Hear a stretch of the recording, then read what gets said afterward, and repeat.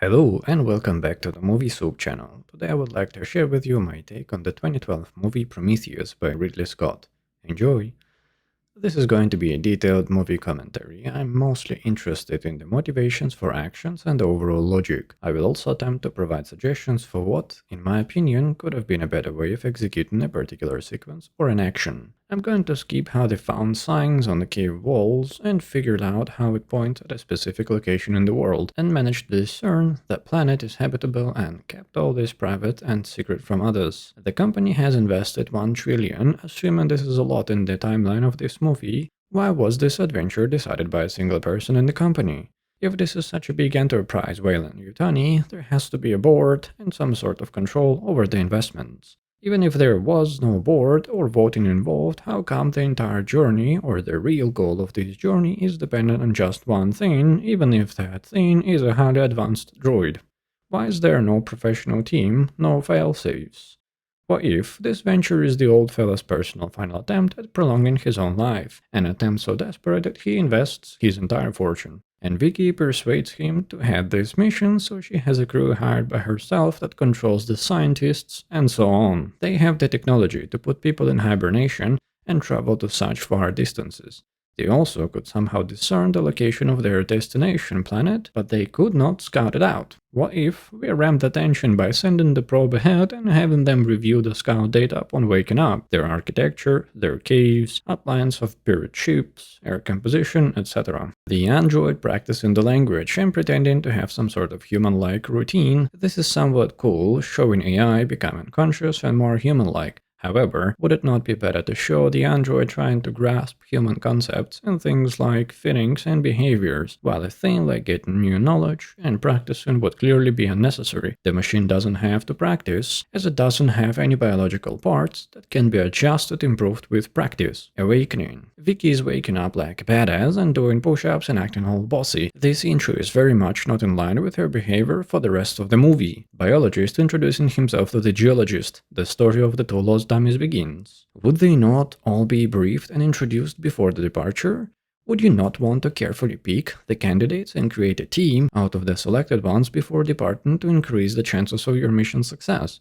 Okay, you might not have wanted to tell them the full story and the ultimate purpose of this journey, but you still do not want to have a seemingly unorganized group of strangers carrying out a mission of this caliber. Large kitchen, large hangar, the briefing takes place in... either this is a humongous ship or there is a major waste of space going on. Weyland's speech could have been a very good setup for the droid's internal conflict, creation versus the creator, if only the director decided to further elaborate on this plotline. By the way, saying the two dogs are in charge makes no sense at all as well. Yes, they proved something to you, so you decided to sponsor their investigation, but putting them in charge in no way raises your chances for success and does not make much sense as well. During the scientist's presentation, very good questions are raised by the biologist. The response, however, what I choose to believe in particular, what's the point in this statement? Are you trying to show how silly both of them are in this entire enterprise as well? Is this exploration based off a religious or scientific motives? I understand this entire exchange and that phrase in particular are there to contribute to the droid's plotline, but it could have been executed so much better. You don't need to introduce the logical chain twist for the droid to comprehend. What if they get challenged by the biologist, but in response they go into further detail around their discoveries, and the fact that Darwinism is an evolution theory and these engineers were the ones they believe might have caused the chain of events that led to humans on Earth. Or option 2, they also could have argued around the direct descent in Darwin theory and the missing link. Arrival. Why not send the drones ahead to scout out the area? Why go straight into the cave to send those pups out? At the very least, they could have sent the droid ahead to deploy the drones and scout things out, given he has no by-exposure risk, or it could have been droid with a part of the security team as the first crew scouting ahead. What's the point in the drones, those pups, if they, people, anyway learn topography and things like atmosphere content as they move along with them? The scientists rush ahead once again. How is this expedition organized? Where is the security or some sort of command? They are arguably the most valuable resources on this ship outside of the big man himself, so why not protect them? Also, they are on a planet they virtually know extremely little about. Taking the helmets off on a whim, very quick air analysis.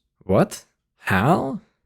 Okay, let's entertain the idea their scanners or analyzers are really advanced and can quickly detect any known risks within the air. They are still on a brand new planet, which might contain viruses or whatever else that could be completely unknown to these explorers. The team splitting up. They don't know the risks of this area and the planet in general, nor do they know the topography of the caves they are in. Why allow this to happen? How come the couple of dudes that split off get lost? Isn't the geologist the pub master or something? Even then, how could they fail to simply backtrack their earlier steps? What if they send the pups and the droid ahead on a scouting mission? This causes further internal conflict within the droid, where developing his discontent with his own creator/humans. This scouting expedition is the one finding the alien corpse and the tomb with the containers, while also collecting all kinds of samples for the scientists to review. Why did the expedition team not have any armed guards with them? Yes, the scientist lady was against it. So what? Once again, following the movie's own logic, this entire endeavor is that rich guy's last shot to prolong his own life. How come he does not ensure the absolute protection of those scientists for as long as they are useful to him? They are on a brand new planet and exploring the caves. Why is the geologist not interested in collecting the samples and fascinated over things that seemingly are of his interest, and simply freaks out at the first sight of the alien corpse and leaves? We see David, the android, going rogue during the exploration and messing with the alien stuff, activating the recording in particular. Why not regroup and take over for the sake of avoiding incidents? What is the point in the weather warning if it can be carelessly ignored? Furthermore, what's the point in asking for more time? How was this request supposed to be satisfied? By delaying the weather storm?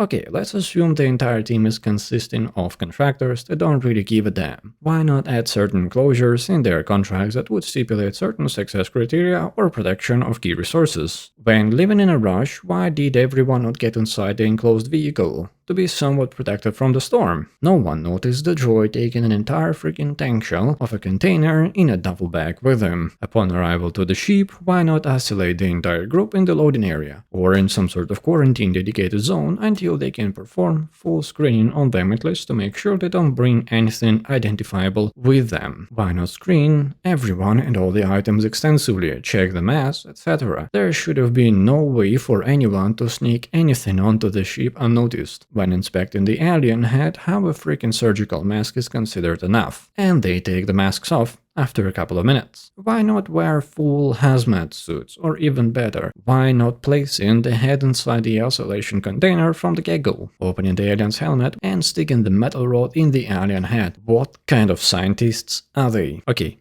assume their technology is advanced and we don't get how fast they can do a scan and analyze an alien biological object. But still, the electric rod sticking in the head part in particularly just gets me. They assume the electrobiological part of the alien head is similar to what they know about humans. Really, when we see the alien head skin darkening, why are they not afraid of their own well-being? Why do they not care about the integrity of the head? Putting masks back when isolating the head. What for? Have you not been in close proximity with the object for several minutes already? So, in less than 30 minutes, they have successfully destroyed an alien relic that was in pristine condition when they had found it. By the way, the containment process, that rail, is it slow for what particular reason? If it is something that is supposed to be used in an emergency, is it not supposed to be something nearly instant, like a dome descending from above, for example? Also, they have analyzed the atmosphere in the caves and have deemed it safe for human breathing. Why not attempt exactly the same atmosphere in the examination room when examining the alien head? What if the helmet was maintaining certain conditions preserving the tissue? Why the interaction with the alien head that ended up exploding did not lead to isolation of those examiners? Why is Vicky so angry with the droid all of a sudden? Why did no one check the droid's duffel bag upon arrival?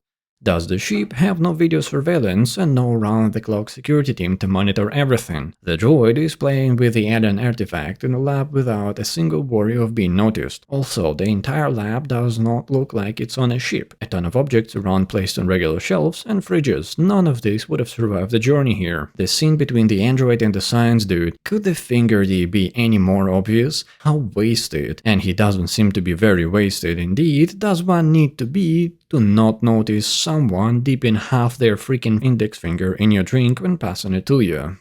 The last two idiots, why did they not use their own map?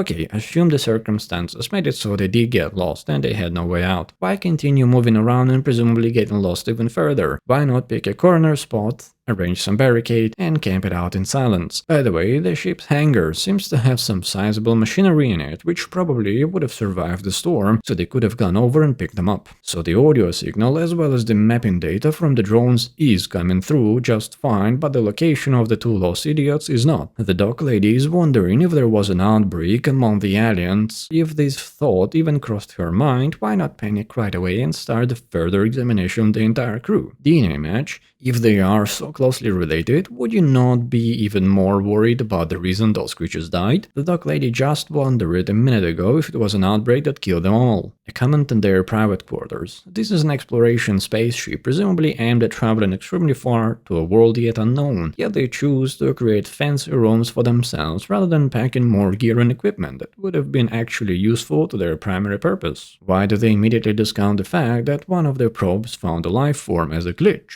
Is it not what they are for? Why not sound the alarm immediately, especially given the fact you have two of your crew out there, as seen between the Cap and Vickers? Very nice one, I like the dialogue, the play, the implication, but maybe it would have been a little more in line with the rest of the plot if she was acting all bossy and powerful and he ended up charming her. The lost two dummies, they see a living alien organism and their first instinct is to touch it, communicate with it as if it was a pet. How did they select recruits for this mission? By the virtue of having the lowest IQ, I guess. How fragile are their suits, if an open fracture can easily penetrate it? I understand the alien thing is supposed to be very strong, but still, would you not want to have your only protection layer to be super durable and if not rigid, then at least super hard to cut or penetrate? How big is scientist's private room? I mean, really, how much space on this ship is wasted? The captain of the ship did not give a damn about them before, then why all of a sudden, all worry now? He said the last contact with them was some time ago, so they are not recording all communications and information on and off the ship? What about their message before getting attacked by the alien? What if the two lost dummies, if they are lost, why not use the pups to search for them first? As a matter of fact, why not repurposing the drones to constantly be around the two lost idiots and monitoring them as well as the immediate area for safety? What is the point in bringing the two scientists on the rescue mission? They would be a burden, a distraction and potentially a liability in case something goes wrong, and they are taking the helmets off again. Really, one of your probes is picking up a life form, which you assume is due to a glitch, however, you do not know for sure. Two of your crew are missing without any communications, yet you are still feeling comfortable enough to take your helmets off. Vickers asked for the droid's video feed. You mean he has a choice to not share it with her? Why asking then? Why not sending one of your men or drones out there? Was there not a drone waiting for him to open the door? By the way, about the drones. So the drone found a dead end and simply stopped there. How is that mapping system designed to operate exactly?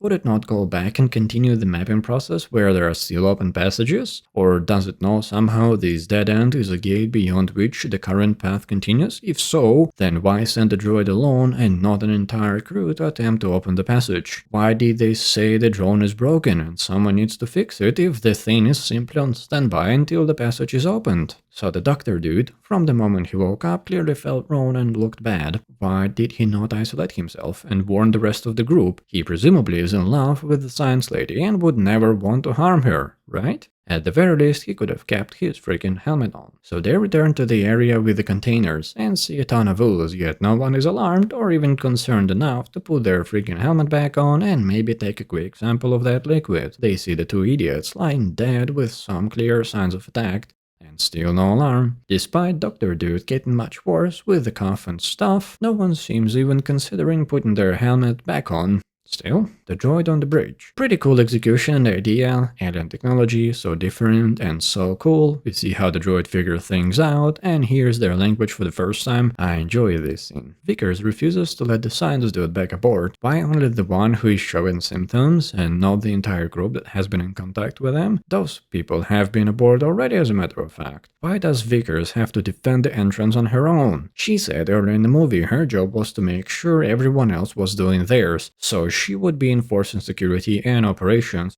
By the way, having a flamethrower on a space expedition is probably the worst idea ever. You can only be sure you will have a suitable atmosphere for it to be useful inside your ship, which would be catastrophic. Also, the air on this planet is presumably unbreathable, and both gaseous and liquid-based flamethrowers require oxygen for burning. Once again, what if it did not even work on this planet? A lady doctor waking up on the exam table. Pretty cool exchange and dodgy behavior from the droid, but it would have been good to see more of the droid's plotline to better understand why all of a sudden he behaves so heartless and wants to use her as a guinea pig. So the droid's father's story. What a whole pile of trash that spoiled the entire scene. There is nothing similar between what happened to the dog dude and a person sick with Ebola. Ebola is causing excessive bleeding and diarrhea, while this alien virus seems to mess up your eyes and make you cough your lungs out. Not much else is known about this new disease. The only similarity is rash, but even then, dog dude died in hours while Ebola takes 6 to 16 days. So they test her awareness by asking her questions, very foolproof testing indeed. Do they not know how much sedative they give her, or do they not know how it works? So she can get up and leg it, presumably straight after being doped. The medical pod is calibrated for men only. This is medical pod Vickers put in her quarters for safety. Why is it not calibrated for women? If this is not that pod still, why is it not covering all genders present on the expedition? Okay, maybe there are specialized pods. Why did she not go to the one dedicated for women? The alien inside the science lady. How did it grow without consuming any matter? In particular, the matter within her, ergo draining her via the umbilical cord. When inside the machine, it applies anesthetics. Why does she feel pain? If there are controls inside the machine, I assume it allows individuals to self-operate, so there is no full sedation, for this procedure at least by design. She dopes herself even further, inside and then outside the medical pod. Why is she not affected? Or is it adrenaline? Would she not be super high on it already? From pain, stress, the alien interaction, etc., umbilical cord rip out, these most certainly would have caused further internal bleeding and more damage. So she just had her gut cut open, very wide cut, i.e. cesarean, yet she has no trouble standing upright and can even run straight away. She just had her freaking abs cut. Okay, there are ways to perform a C-section without causing too much damage to the abs, muscles or the fascia, but the C-section methods and execution vary from school to school, and this machine was not performing a C-section. How come the entire thing with the science lady is not noticed by the likes of Captain and his crew? Speaking of the Captain and his crew, he notices something weird outside and straight up opens the bay to investigate, not even the slightest attempt to figure it out first. As soon as they realize this is something weird, why do they proceed on to face it, instead of first trying to better understand what is it out there? The random co-worker who walked over to the crooked body did not even have one of those pew-pews with him. The dog lady looked like the drugs start to wear off. She almost falls down before shooting another dose. If she was in pain, she would be maybe screaming and convulsing. How would pain cause her to slow down and almost fall? If she injected the adrenaline, then why act so serene right after? So they knew the dog lady was exposed and presumably then sedated, and the big dude is the VIP on this ship. His personal security is absolute garbage if they let the half-dead dog lady get over to his quarters. Now the dog lady is taking pills on top of her earlier doping. How resilient is she to the drugs? Her body has to be shutting down at this stage. Why does the captain call it weapons of mass destruction? All they've seen so far is one dude getting sick with something and turning into some sort of a zombie. Also, why does the captain head over to her personal quarters? For all he knows, she was sedated in the med bay after her boyfriend's last barbecue. By the way, in the scientist's private room they have shelves with bowls and statues on them. How exactly does that work when the ship has to exit and enter an atmosphere? The captain says he cannot bring any of this stuff back. This practically means none of them can return. No point in denying just some of them. Vickers' monologue about staying back home. The only relationship between daughter and father we see is mutual despise, so it is not clear why is she on this trip at all. Also, making a ton of money and sitting in the boardrooms is not that bad of a prospect, having the old creep gone on the wild chase while leaving her to her own devices and probably practically in charge seems like would have been an ideal situation for Vicky. She practically tells him it is time for him to die while maintaining a poker face, and then tears up when he pulls his arm away. Did the actress miss a cue or something? Side note, who the hell is in charge while both of these peeps are going on a wild chase? Why are they allowing the lady dog to come with them?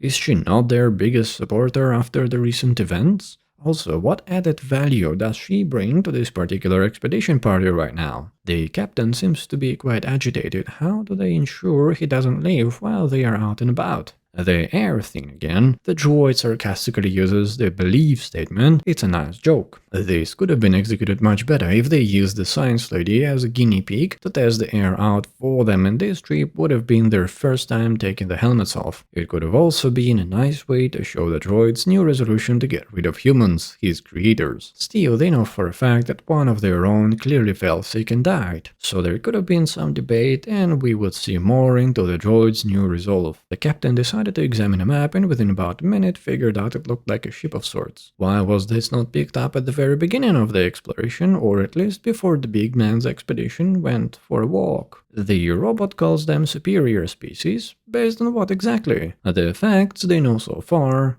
Most of those aliens are dead. Their biology is very similar to humans, predates them in fact, and their architecture and technology is different, not better necessarily, to what humans have. Where is the conclusion coming from exactly? The hypersleep chamber. All human passengers were literally in similar purpose capsules throughout the entire trip. Heck, they even had ways of looking into the dreams and communicating with those asleep. Sometimes to create one must first destroy. This does sound nice, but what the hell does it mean in this context? Keep in mind that they have no idea about any weapons possessed by the aliens that wake up the big alien fella. Why do they simply face off with it? Why no caution, like staying back and putting the droid ahead to probe the communications? They also immediately start acting like freaking children and bombard it with the questions in their own language. And why do they ask the doctor to shut up? What did they expect from her in this expedition? Their pew-pews are absolute trash yet again. Nothing but cool looks and sounds. Seems like a good old Desert Eagle would have done a better job with the alien and the zombie earlier. The lady doctor, a minute ago, she had trouble standing up, then she was hit in the gut, but now she can leg it once again, no problem at all.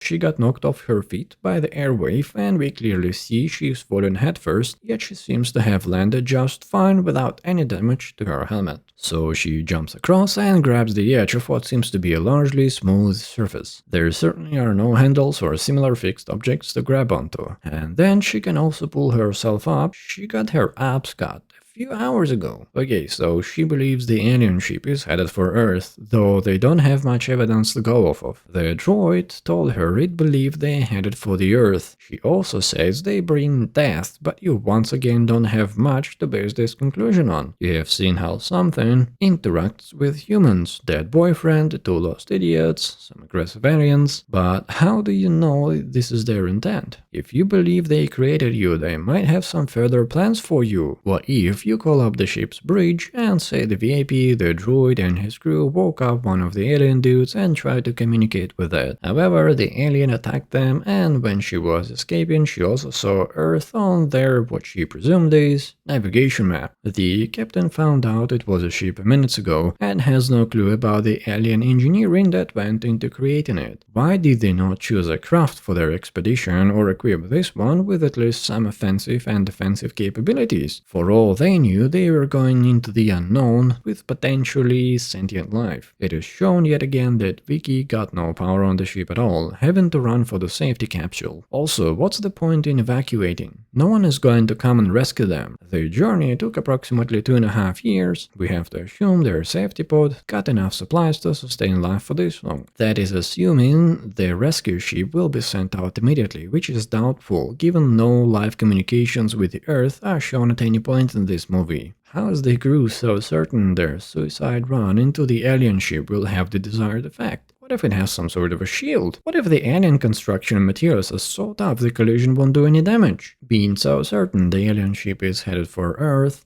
they could have chosen to pursue it instead and try to communicate with the people. So Vicky has her compartments with all kinds of safety and preservation stuff, yet she has to run to an evacuation capsule and have her pod ejected separately to then find it. What kind of an idiot designed this system? The scene with the ship rolling towards them and running along the same path, how freaking dumb are they? It was enough for the dock lady to roll over a couple of times to get out of its way. Dock lady then proceeds to stumble once again and accepts her fate. She's very clumsy for the superhero she acted like earlier. That rock is freaking solid. The ship must have been very heavy and should have crushed it, or maybe the rock should have pierced the hull. How easy it would have been to have her fall in a small cave, for example. So it was lifepod for Wiki that has a surgery pod calibrated for males only. Indeed. How did the alien monster grow this big without consuming any matter, at least no visible damage to the structure or items within the surgery room? How did the alien dude know where to go? Of course, we cannot assume its reasoning or logic or capabilities, but why would it bother with the human shipwreck instead of salvaging its own mission? The alien monster is grabbing onto the alien dude and not her. You can see 3 tentacles simply not grabbing her. Why? It seems eager to grab and impregnate everything on its path. It actually grabbed her at first and then let her go. So the alien monster was pulling the alien dude towards itself through the opening. Yet a minute later, it falls through the same opening while embracing the dude very easily. What's the point in that entire struggle? It could have simply squeezed through the opening and embraced them both. Kudos to the idea of getting the alien ship and finding the rest of the alien folk. However, why was the alien fella's primary objective not heading straight towards another ship right away after the crash? So the lady doc is having a proper chat with a droid who tried to use her as a womb for an alien monster, and more so, she trusts the droid's claim to take her to the alien homeworld. Why in the world would she trust him? Yes, she's desperate, but I mean, isn't there supposed to be a little more discussion and some sort of gain my trust kind of thing? What if instead she would notice the alien making its way out of the wrecked ship and heading somewhere? She would wonder what's up, and the droid would talk to her over the communications and say the alien is most likely headed over to grab another ship and continue its mission. She would attempt to pursue the alien dude and get his attention by shooting his vehicle, for example. So the dude would chase her and she would try to hide inside the lifeboat. The alien dude would break in, and that's how they would stumble upon the alien monster thing. They would both be entangled by it, however, since she was relatively small, and maybe by squeezing out of her suit, the monster would focus on the alien dude, thus creating an opening for her to escape and head to where it was originally going. The final message is absolute pile of trash as well. Why record such an ambiguous statement and send it out? No message at all would have been better. Or maybe simply a very concise yet clear warning. Everyone is dead, our ship is destroyed, do not attempt to recover what's left of us, as the environment is highly contagious and deadly. That's an angry dolphin. To sum it all up, great general idea for the movie building on a rich history of the alien. Some pretty good actors like the droid, the captain, the doctor lady, and the rest. Execution, plot, action, logic is absolute garbage. Thank you for watching, I'll see you in the next one.